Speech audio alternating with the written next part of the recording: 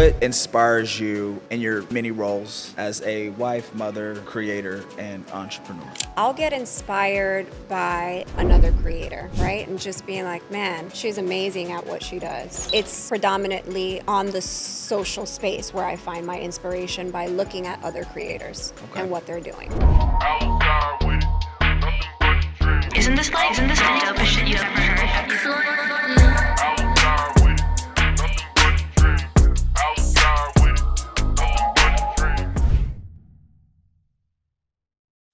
Welcome to The Floydie Show, where we explore the challenges, inspirations, and stories behind the people of great brands.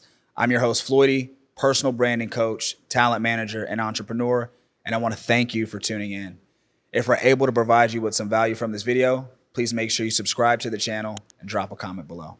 Today's episode focuses on finding your niche, positioning your personal brand in the creator space, work-life balance, and the importance of mental health as a content creator. Today's guest is a UGC creator, entrepreneur, wife, and mother, super professional, super easy to work with, and I've had the pleasure of watching her grow her personal brand and inspire women to authentically be themselves. Let's welcome Shyra. Hi. Hey, how's it going? It's going good. How about you? I'm doing good. I'm still breathing. I woke up today. That's a great thing. Amen. Thank you so much for being here. I think that anybody who's in the creator space, especially women who are having trouble finding out what their brand is, finding their niche and what they have to offer to the world, I think that your experiences and your expertise in that lane can really help some people out today. Well, thank you. I hope that they can take away some nooks and crannies. If you need nooks and crannies, especially for your granny, Shyra's got them for you. All right, let's get into it. All right. So Shy, tell us about your background and how you got started as a UGC creator and entrepreneur. So my background professionally is sales and marketing. Okay. The UGC creator component came into play on accident. It wasn't something I was seeking, really just looking for some free stuff. And someone happened to reach out to me and was like, hey, we want to send you some stuff. Do you mind posting it for free, obviously? And I was like, what? Hell yeah. Right. Send it over. Free? Definitely. Sign me up. And they actually sent the package. And I was super excited. I remember going, oh my gosh, what I got for free. What am I going to do? I didn't really know what to do. Looking back at what I created for a lot of people, it was kind of cringe looking back at it now. But that's really what sparked it for me, was the freebies. The freebies. The freebies. When did you realize, like, damn, I can get paid for this? So that didn't come for me till about, I want to say, a year and a half after having my page is when I started taking it a little bit more serious. Oddly enough, it was right around the time that I met you. Right. And my opportunity for a paid gig, by the way, y'all, was with Floydie. So for me, I was like, hold up, I'm going to get paid for something? And as we continued to kind of collaborate from there, I was still very green in my journey, but I had the direction of where I wanted to go with my page, just no really clear idea. And then you stepped in and you were like, hey, X, Y, and Z, I have this gig, and we collaborated from there. And I sat down and I was like, man, this could potentially be something good for me down the road. And the rest is history. The rest is history. The rest is history. And guys, if you get a chance to check out her Instagram, I mean, really clear on her branding, really clear on her direction. Now, there's been a lot of changes. So I know that when we first started working together, it was more of like the fitness, but it was, a little bit on the sexier side. Mm-hmm.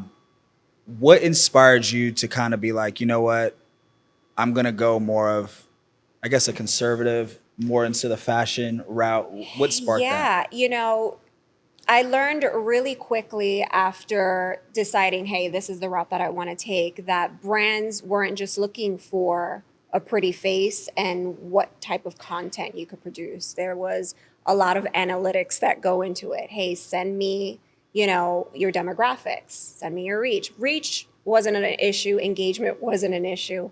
However, demographics is very important. I, at the time, predominantly had a male following. I mean, it was evident in my likes and my comments, in my analytics. So that was really tough for me when, a brand would come and have interest in me and then share my demographics and then be turned down because it was not what they were looking for. It's not the audience that they wanted to speak to.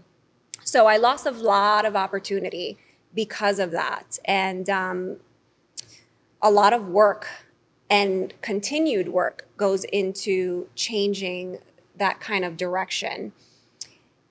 And now I'm more comfortable with my demographic space, but there's still so much work to be done. Let's talk about analytics. Yeah. What was your male to female following ratio when you first started, and where is it now? So it was predominantly men. So at 90% men, 87, 89, but I rounded up 90% men. Wow. So very, very small female following. And the problem that I had at the time was, while my content was interesting, in my personal opinion, looking back at it now, it was sexual. It was unintentional. Some was intentional, of course, but I learned that the more sexually interesting, I guess, my posts would be, whether it was, my beach pics or certain types of content that I would make, I would predominantly obviously be speaking to the male audience. And Right. so with the algorithm, as you all know, it is pushed by your following. Right. So the more men that would engage with my content, the more of my content would be pushed out to men. So it was a really difficult time for me, because I said to myself, if I'm gonna get anywhere with this project, right, I really need to change my branding drastically. What does that look like? And fast forward to what I do now, I deleted pretty much everything that I had started that made my page, blow up, quote unquote. I'm not that big, but for me, it was like, oh my gosh. And I became a little bit more wholesome, kind of like the girl next door. Really had to dig deep and understand, what did the female audience want to see? What is it about another content creator that draws me in, right? Why am I following this content creator? Why am I liking her stuff? What is it about that person that speaks to me? And I really dug deep and said, all right, this is how I'm going to pivot myself. And I've rebranded myself, I can't tell you how many times. And it's all about testing what you're going to do. Is it going to work? Is it not? And it takes time. So long story short, I feel like I've now got a good footing on how I want my content to be received. Right.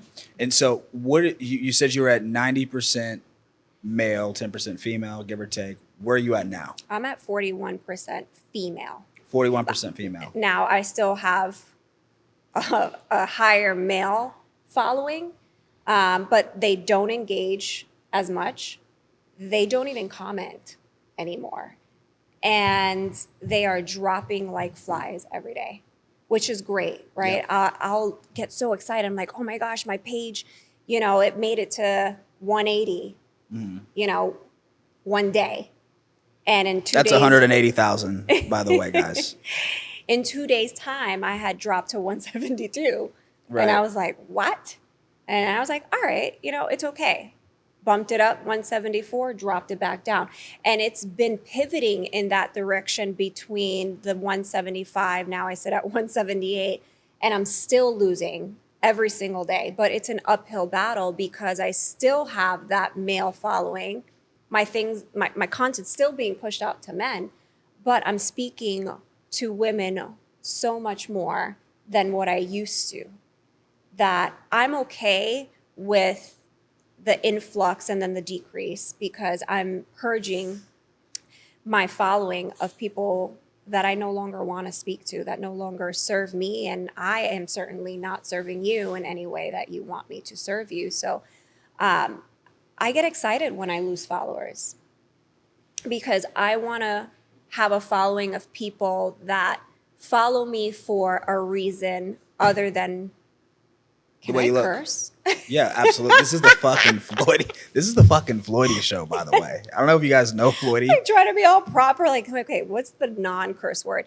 No, that just want to follow me to, just view ass. You know what I'm saying? And sexualize me in a way that is uncomfortable.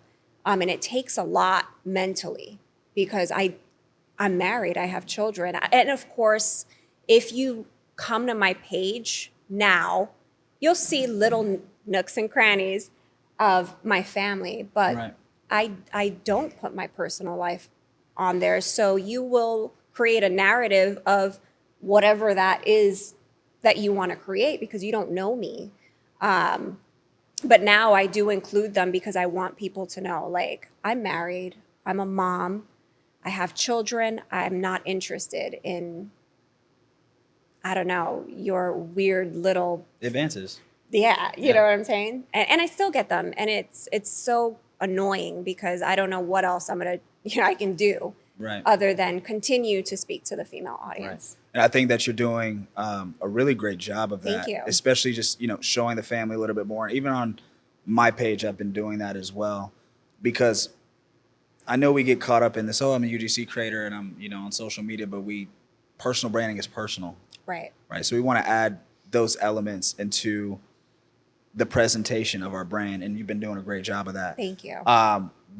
One thing I want to highlight that you said that's really important for any creator, especially when you're looking for your niche, is figuring out who you want to speak to and what that conversation looks like. A lot of us, especially when we first started, I think we were making me content. What kind of content do I like? What kind of content do I find entertaining? What kind of content do I find funny? And the problem with that is as humans, we have a lot of different interests and things. I remember you want to talk about rebranding yourself a million times. I mean, dude, I'm the freaking epitome of that. I was doing solar, knocking on doors for a year, and I don't know what the hell I was thinking. It was a midlife crisis at 31 years old. It happens. But yeah, just having to figure out the answers to those important questions. Who am I trying to talk to, and what's the conversation like? And following people who create content that resonates with you and understanding why that it resonates with you. Right. And what content is performing well. And then I think even the bigger picture is what's the goal? Right. And correct me if I'm wrong, just looking at your brand now and the type of content that you're doing, it seems very motivational, very targeted to women who are kind of confused, lost. Sure. And I didn't really know all this before this conversation, but that you were there too. Yeah. And that it's important for people who maybe follow you or aspire to be in a position that you are to say, okay, well, Shy was just like this as well. Absolutely. And figure out how they can start positioning themselves to get to that level. Now, I think that also it just really takes time and thought and effort and energy. Yeah. A lot of the times we're so excited to put out our content to the world that we don't really have a direction. We're just like, we just want to get it out. I know you probably feel it too. I do for sure. It's like, I just want to post. I just want to post. I just want to post. It's like this, the dopamine thing they talk about. Like, yeah, for sure. you still refresh, check the likes. Oh my gosh. Yeah. What? You got to check the comments.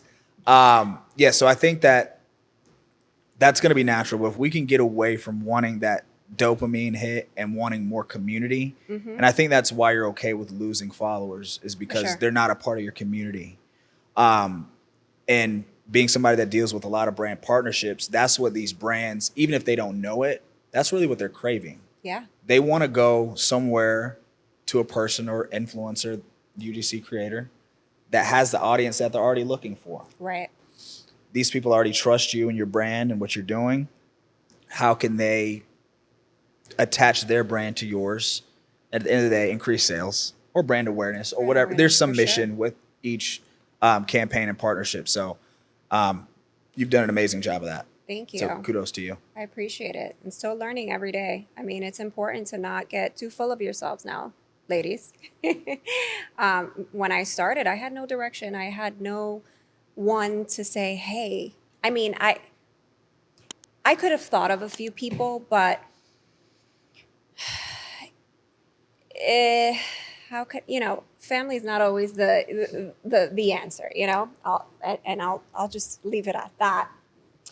And it's really interesting. I learned that this industry can be kind of a not so much cutthroat, but like gatekeepy, if that's even a word. I'm gonna create it. Like, don't be a gatekeeper. Helping me is not gonna take away from your success, and that's how I am branding myself just a little bit more and sharing these nooks and crannies of things that I had no idea how to navigate when I entered the space. And I just needed someone to be like, hey, let me hold your hand and help you out for a little bit. Because if you think you know everything, you don't. You never really know. You don't know what you don't know. And that's why every day you have to take the time to work on your craft. There's always something that needs to be learned. And I don't speak to the larger influencers on my page. I'm speaking to the micro influencers, the influencers that are just getting started, that need the direction of what to do and what not to do. And now I'm not saying I have all the answers, but I have a pretty good darn starting point on how to help. So it's just so important to create a community of people that can assist you. And for me, ironically enough, it came from strangers. It came from, and I'm mind boggled when I say that out loud, because at the end of the day, it doesn't matter, what your goal is, you can't do it alone. So don't try to do it alone. Reach out to somebody, create a relationship with somebody. And I know people will be gatekeepy, right? But there is always someone who's not gatekeepy. You just have to find that person. Right. Finding a mentor is super important. Absolutely. Absolutely. It's really worth, sometimes you got to pay for mentors. It is what it is, but it's really worth it at the end of the day. If you really want to push your idea, your goal, if you want to make this a full-time thing, you have to invest in yourself. I want to touch on that. Paying for a mentor. I think that, especially with me, with like offering personal branding, coaching, and things like that, my DMs are flooded with the questions, which I love to answer. I love to help. But I have a lot of free content on my page. I have a lot of free downloads on my website and my Discord community. People have to understand that they're not paying for a 45-minute hour coaching session. You're paying for 10,000 hours of expertise. You're paying for thousands of dollars lost that you won't have to lose. You're paying for, seminars and webinars and courses and experience. And especially when you get a chance to be one-on-one with somebody, it's about you and your brand or whatever that service is. It could be anything. But I just want creators to understand that, part of this is an investment. And it's either an investment, well, it's really both, but an investment of your time and an investment of your money. Absolutely. Like, if you go get a job, I don't know, McDonald's, you're gonna have to buy the work shoes, the non-slip. Yep. You're gonna have to buy, I don't know, you're gonna have to pay for gas to get there. You're gonna have to pay for things that allow you to do the job that you're being paid for or that you aspire to be paid for. Right. So, next time you want to pop that bottle or next time you want to run up that Shein cart, think about your brand and how those funds can be allocated into what you're doing. And I'm kind of interested, what investments have you made monetarily in your brand? And what do you think are some of the most important things to invest in? I've invested in lighting, microphone. I do use my phone for content more often than not, but I did get me a nicer camera for, certain branding images that I want to get clear. It has to be crisp, especially when you're being paid for content. You don't want to deliver something using the back of your phone, which, you know, can work. But I invested in, what is that, Adobe? Not AE, Adobe. I would have no idea. Nah, no, it would. Nope, keep going. Shoot. Is it editing? The editing, yes. Premiere. Premiere Pro, thank Right. you. Okay. Yeah, so I invested in Premiere Pro. That's a monthly subscription, by the way. And I didn't know what the fuck I was doing. I've started downloading shit, and there's so many components to this Premiere Pro that you need to learn. And I'm like, I need a fucking professional to Right. edit the shit out of this. So you may or may not, you know, use some coin and be like, shit, that was a waste. But I invested in that and learned quickly that it wasn't for me. And then I also invest in a cameraman when I'm paid for content, because brands ask for specific things that I can't do on my own. And then I also have paid for things on other influencers' websites, whether it's a guide of the creator space and things that you should know. And I'm like, shit, what don't I know yet? Right? Like, I want to know. So digital products. Yeah. Okay. So I've spent my money on digital products and downloading. I'm like, okay, I know this. And there's always 1 to 2 things that I didn't know. And I'm like, just those 1 or 2 things made the investment for me worth it. So you have to take the time to save for these things that you want to have as a creator. Otherwise, you're wasting your time. You're wasting your time. Agreed. Let me ask you this. So when you first started, did you ever purchase products from someone and then almost frame it as a collaboration on your page? Like, do you understand what I'm saying? Like, buy a Nike outfit and be like, hey, thank you so much, Nike, da da da. So in short, I've never personally paid for an outfit and done that. However, I have been sent in the beginnings so many free things, and I have positioned it as paid. Right. Because when you're in this creator space, you have to stay relevant, right? You have to manifest what you want, right? So I'm going to manifest these paid partnerships whether I got coin for them or not. And that's what I did. I would position myself to, you know, have back-to-back collaborations. Right. But they were never paid. Right. But from the outside looking in, you would certainly think that I'm killing it and raking in the dough. And this is for me where I'm very okay with being transparent. I'm not the content creator that says, man, I'm rolling in it. Yeah, I'm making, 15, 20K. I have all these collaborations.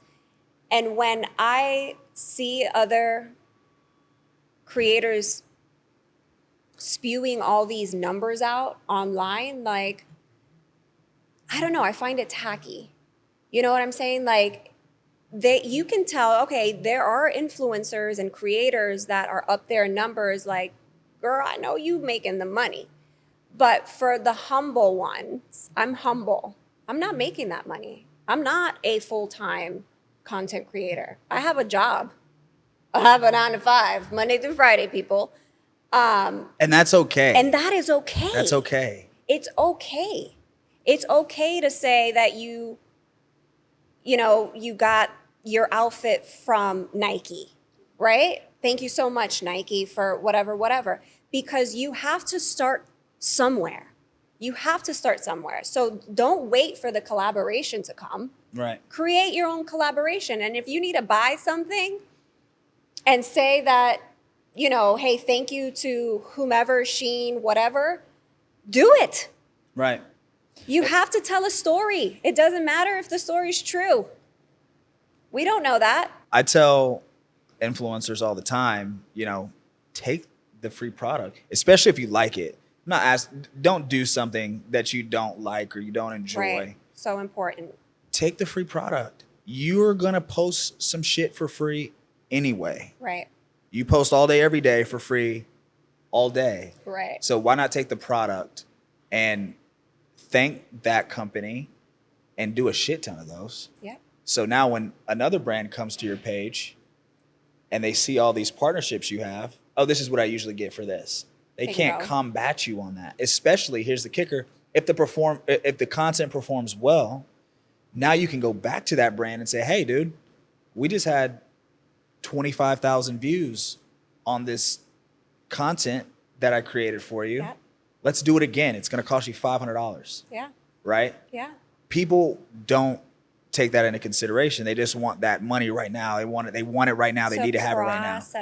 It is a process. And I learned this because I would think the same way. I thought the same way. But when you look at the bigger picture, always look at the bigger picture, because these free products are going to allow you to build your portfolio of brands that you've worked with, whether they're paid or gifted. It doesn't matter. You've partnered with these brands, period.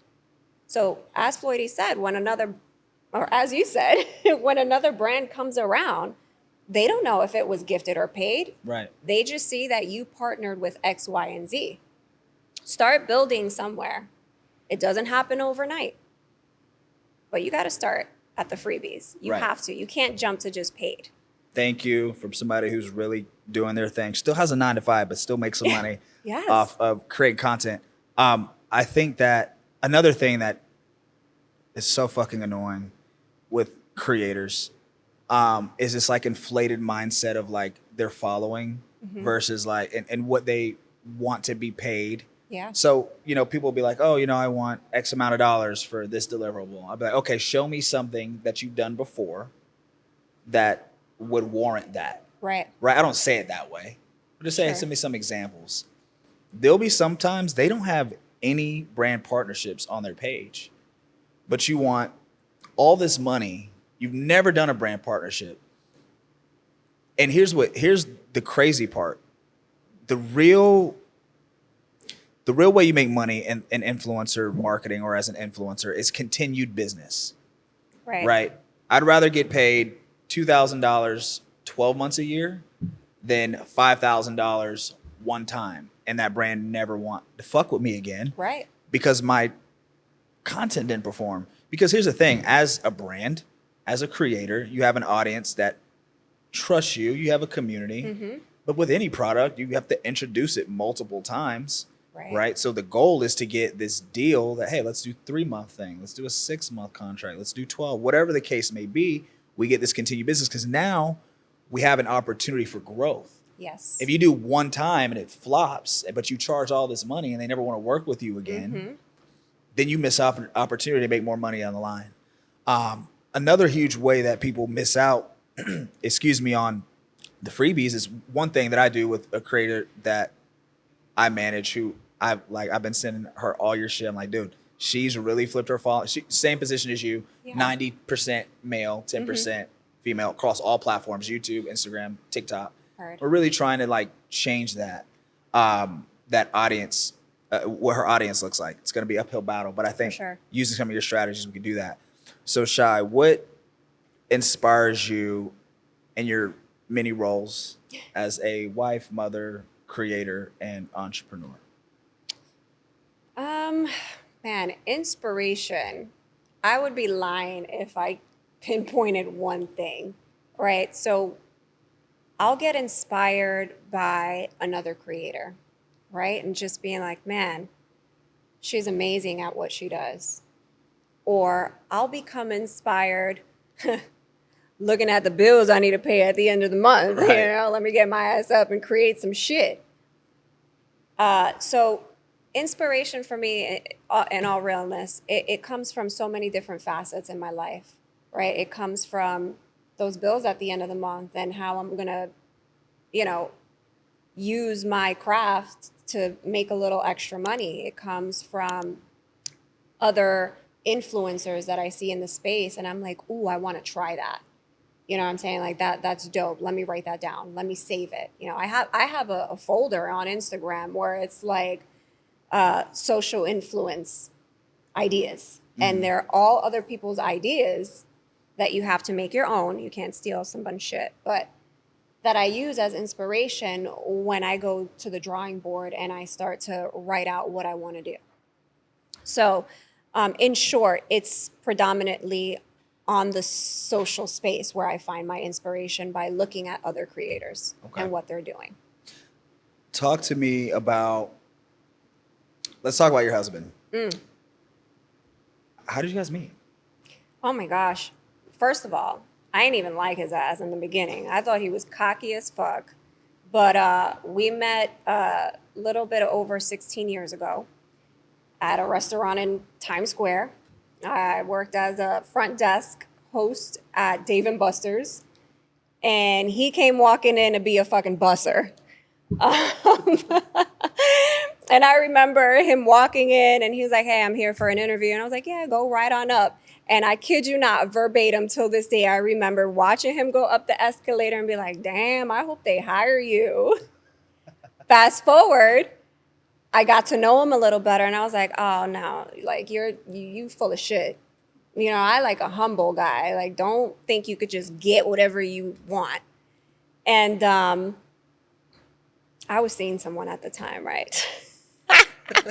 It wasn't going too great. Right. So when that happened, you know, how old was I? I was 19. I believe I was 19, maybe 20. 19. We'll go with that. And I was like, fuck, I'm young. I had been dating that person that I was with fucking middle school through high school.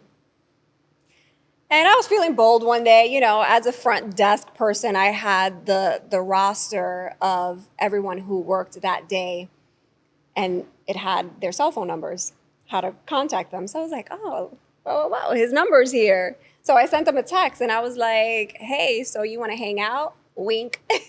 And he replied and he was like, who's this? And I was like, shit, I don't want to tell him it's me.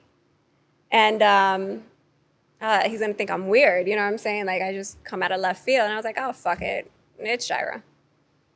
And he was like, oh. And then, you know, that's kind of how our relationship developed. And we went out on a date. And he did good on the date. You know, he took me to the Museum of Natural History and then to the park. Oh, and Carmine's. We had dinner at Carmine's. And I just kept talking to him from there. It was not, you know, it was just fun in the beginning. That's all it was. It was nothing serious. And then, you know, things developed from there. How has he been when it comes to like your journey as a creator? In the beginning, he despised it. Everything about it. He didn't follow me.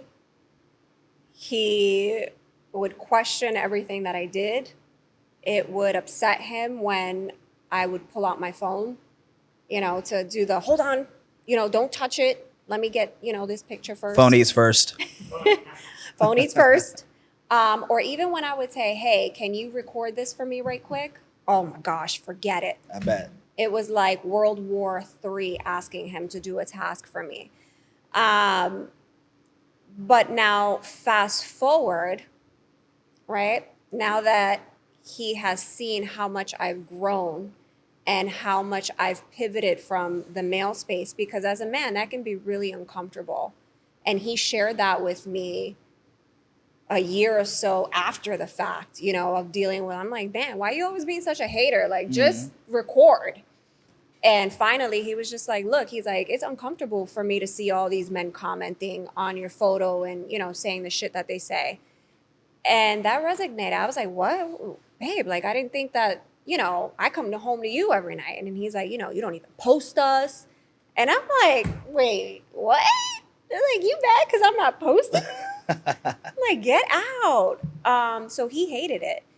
And then, you know, I also took that into consideration because I'm not trying to make my husband feel like he's not number one. So when I started pivoting in the direction that I'm currently in, he became way more open to being a creator. And then when he saw how serious I was taking it with wanting to make money out of it, he's like, all right, if you really believe in this project that you're doing, he's like, I'm going to support you 1000%. But it was not all rainbows and ponies in the beginning. He despised it 1000%. Now he's really good about it. I mean, I'm careful with when I ask him to like record because he just does not like, it's not his thing. He's not. Yeah, my wife's similar to that. Yeah, Like, it's not for him. She's not really the social media person, and it's honestly, I couldn't imagine having a partner who was like that also. Yeah. Because it's like you're both competing. It's you feel me? You see couples like that, and I'm just like, I can't imagine that dynamic. So I'm actually grateful for like my split too. I'm more of the social media extroverted person. My wife's like, oh, I'm good on that, right? And that's fine. And she didn't really understand it at first either, especially when it's not making money, right? It's hard for somebody to like understand that vision and what it looks like. I think that in both of our cases, that communication and just really relaying the vision and reminding them, for us in our scenarios, you know, married people, families, kids, we're bringing this to the house. Right. This is an opportunity for us to do something for the family. And even more important than all of that, one day we're not going to be here. There's going to be tons of memories that our family's going to have, that their family's going to have. And it's just going to, like, imagine having access to like your videos of your great-grandma, great-grandfather, their journeys, what they went through. And that's one of the things that's really important to me. And I think that like my wife is starting to understand too. Crazy thing, I had a couple weeks ago, I did a podcast interview with a childhood friend of mine from elementary school. It was like Zoom, so I did it at home. And, you know, he was somebody who dealt with addiction and mental health. Like mental health, everybody deals with that. And, you know, had been arrested multiple times in and out of the, you know, rehab. And we talked, and he scheduled me for an hour. I gave him 30 minutes. And I kind of, you know, rushed off. But the last thing he said was, you know, his dad was always told him, you know, you have a birth date, and you have a death date. What matters on your tombstone is what you do with the dash. And he died 5 days later. Oh my gosh, I'm so sorry. Crazy. And it was his 95th episode. And it was crazy because I was like, dude, I love what you're doing, because one day when you're not here, you're going to have 95 episodes of your journey and like sharing your experience with people, and people being able to grow and benefit from that. Right. And it's just, you know, it almost like came to fruition. Yeah. And I'm excited that it dropped. I didn't think it was going to drop for obvious reasons. But it was a cool thing. And I think that, once again, no matter who you are, no matter what level you think you're at, doing that vlog, talking about your life, documenting what you're going through, sharing your experiences, you never know who you could help and who you could be benefiting. So create for that reason, from the heart and with that purpose. And I think that you'll find much more inspiration and value in what you're doing, if that makes sense. Absolutely. I think a lot of people are going to learn a little bit more about me. Definitely after watching this episode, because I'm a private person. You know, I'd love to go out there and just tell, you know, my story. Everybody has a story. You know what I'm saying? But if you're being hesitant about telling your story, just tell it anyway. Set up your tripod and just talk and tell people whatever it is that you want people to know. Because there's always someone who's going through the same exact thing, waiting for the sign, waiting to hear about someone else's challenge that resonates with them. And I think it's so important not to bottle that shit up at all, because you're going to explode eventually.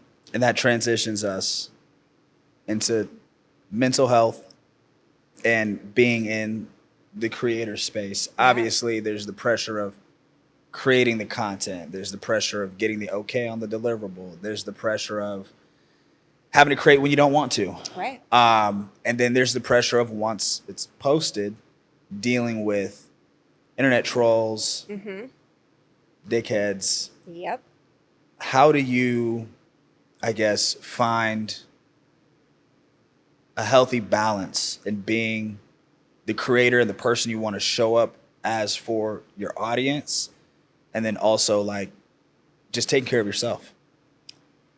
So it took me a while to understand that in order for me to take care of myself mentally, I need to step away, right? So I thought I needed to be on my phone, on my socials, cranking out content, commenting, liking, and doing that every single day put me in a position where I was neglecting my family, my husband, myself, because I was so enthralled in wanting to stay relevant and be in the know of the next best thing that's happening on social media.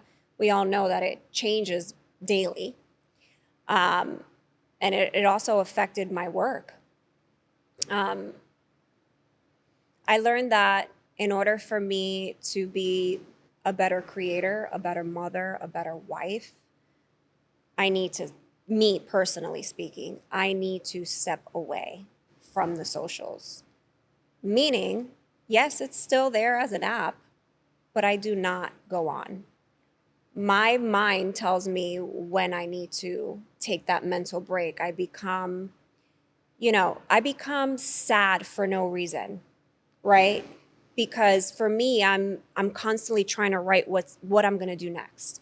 I take weeks where I'm filming, editing, answering emails, reaching out to companies. I'm doing this all on my own, by choice, of course, but I have my reasons on, say, why I don't, sign to a UTG, for example, right? Because there's so many things that I still need to work on within myself that I can't sign to something and then not be able to deliver, right? I turn myself off completely. So just going back to how I feel when I'm overwhelmed with socials, I become sad. I can't think of the next thing I'm gonna create. Even though it's right in front of me, I've written it down. I have no desire to set up my area and film. I have no desire to answer that email. Period. And I feel myself being backed up against a wall. And I sit there and I'm like, well, shit, Shy, like, why do you feel like that? And I don't know. But when I decompress, I know exactly why I felt like that. Because I was too consumed with what I'm gonna do next. I was too consumed with commenting and engaging with my followers and scrolling and liking and, whatever comes with being a creator. For me, it becomes too much. And I need to step away to recalibrate. And I've done that actually recently. I went through like a little 2-day crybaby phase where it's like, shit, this is hard. Like, I don't want to do it anymore. I'm so fucking tired of trying to make everyone happy, right? Like, what do you want to see next? This is the Shyra's pony show, I feel like sometimes. And this is real shit. I'm not going to sit here and be like, oh, being a creator is great. It's wonderful. No, it is, yes. But there's a different side to that. There's the, I'm fucking tired of this shit already. There's the family members who don't support. And I went through that little quick 2-day thing where I was like throwing little subs at family because it's like, fucker, I know you see my shit. You know what I'm saying? You support my stories, but you won't like my shit or you won't comment. And there's family members that are in, really good positions, to help. And it pisses me off. It just pisses me off, along with trying to be this creator and speaking to my audience, and I just become overwhelmed and I can't do it. And I shut down and I step away. And I have stepped away for the last 2 weeks. And I'm okay with that. Thank you for pulling up on me. Shit. I thought it was all good, but that's, what, it's really great that you can be transparent with that. And family's really hard. And I think with anything that you want to do in life that's not the norm, that's not safe, that's not what somebody else expects of you. Because even us, I mean, especially as parents, we have certain visions and expectations that we want for our kids. Right. But they're their own people, and they're going to make their own choices. So, one thing, because I see creators kind of like bring this up a lot on threads, is like, oh, my friends and family members aren't liking my posts, they aren't supporting, and it's tough because they're our friends and family, and we feel like they just should. But when you look at it from like a branding and marketing standpoint, they have their certain interests, and one, you might not align, and two, we got to understand they see us as family, little Shy that right. I raised. True. That's gone through a bunch of different phases. True. That's asked me to support a bunch of different things. And people kind of get burnt out like we do with that. Like, I can't support all these ventures. And then realizing that people have their own things going on. And I'm not saying that your feelings are not valid, because we all have them. For sure. But I think that in life, one thing that I try, because I know I'm the funny guy, but I'm a fucking hothead, dude. Some people have seen that side. A lot of people have not. But I think that when you get to a space where you're not taking things personal, I think that'll clear you up to just be yourself more. Yeah. And when you don't have those expectations, if there's no letdown. Right. When you have an expectation of something and you don't get that, that's where the letdown is. So just not having those expectations, and just kind of focusing on what you do. Because at the end of the day, when the shit pops, motherfuckers going to be, oh, I remember. Yeah. And then that's the time to drop the gauntlet and be like, you weren't there. You wasn't with me shooting in the gym. Who is that? Whose line is that? You don't know that line? Shyra needs to get culture. Wait, say it again. Bitch, you wasn't with me shooting in the gym. Shit, I don't know that line. Rick Ross. Oh, Rick Ross. Yep.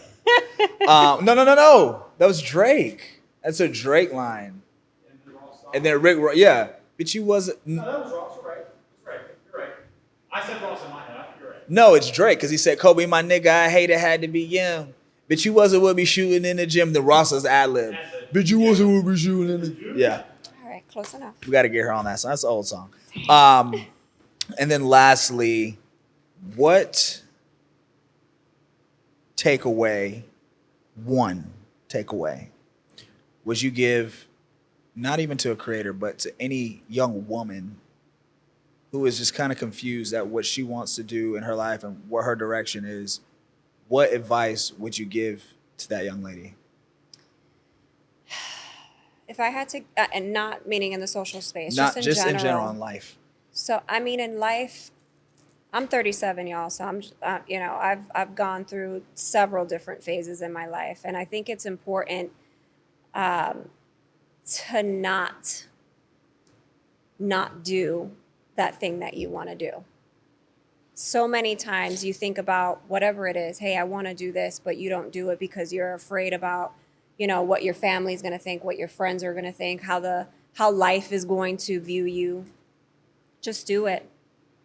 Life is way too short not to take full advantage of opportunities.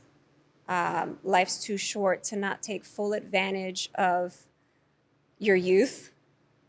You know what I'm saying? And the energy that you could put into something that you want to do. So don't sell yourself short and go after what you want. If that's what you want, just go after it. Now, if you fail, great, because now you've learned a lifelong lesson. And you can say, I tried it and it didn't work out. Instead of, oh, that's what I wanted to do. That's a line to me that makes me cringe. Yeah, that's what I wanted to do. Why didn't you do it? Right? Why didn't you do it? And then that person will give you all the excuses as to why they didn't do it. But if it's something that you really want to do, you're going to do everything in your power to do it. My old baseball coach used to say, excuses are like assholes because we all have them and they all stink. Shit. Shout out, Coach. Pun intended. Shout out, Coach Logan. Shy, thank you so much for pulling up. Learned a lot you. about you that I didn't know. And, you know, I really hope that you guys can take something away from this, whether you're a male creator, female creator, whatever, whether you're somebody who's just looking for inspiration in life.